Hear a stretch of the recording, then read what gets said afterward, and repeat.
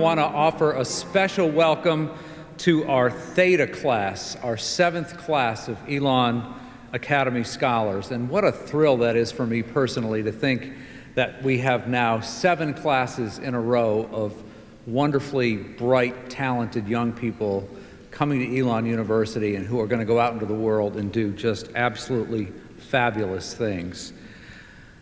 Your time here, I hope, is one of inspiration for you, not only Theta scholars, but every scholars. I hope that you'll come back to the university every summer and be reminded that you can do what you want to do in life, you can be what you want to be.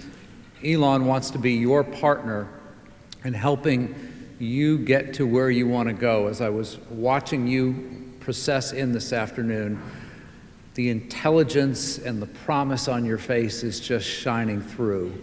And so I hope this summer you'll recharge your batteries at this academy, get motivated, and go out there and achieve your dreams.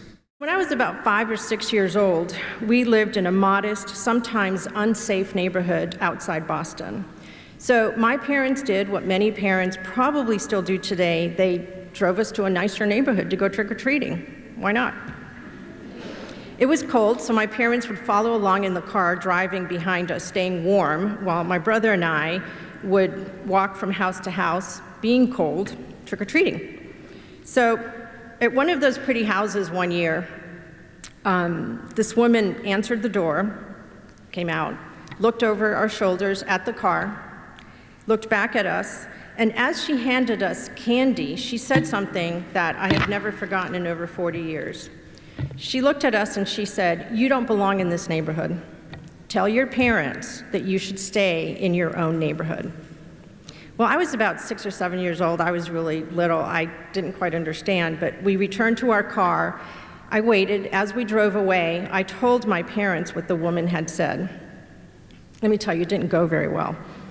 If you can envision your mother or your grandmother, maybe your aunt or an older sister, become really, really angry, you throw in some Spanish curse words, then that would describe my mother at that point. She was very upset, and I still remember it very well. But you're probably wondering why I wanted to share that sort of unpleasant story with you. Well, I wanted to tell you the story because while I didn't understand her comments at the time as a little kid, years later, I came to understand them quite well. The moral of the story is very simple. No one has the right to tell you whether you belong in one neighborhood or another. So let's be clear, you will be judged in your lifetime for many and different reasons, like just as I have or my daughter has as an Asian student or child. But you must not let those who judge you define you, ever. Only you can define you. And it takes practice and it takes time. But I'd like to tell you that if you work hard, if you're a good person, if you can then look in the mirror and you can see dignity in that mirror as a result of those two things, working hard and being a good person, then it doesn't matter where you came from. It doesn't matter the color of your skin. It doesn't matter what you have or what you don't have.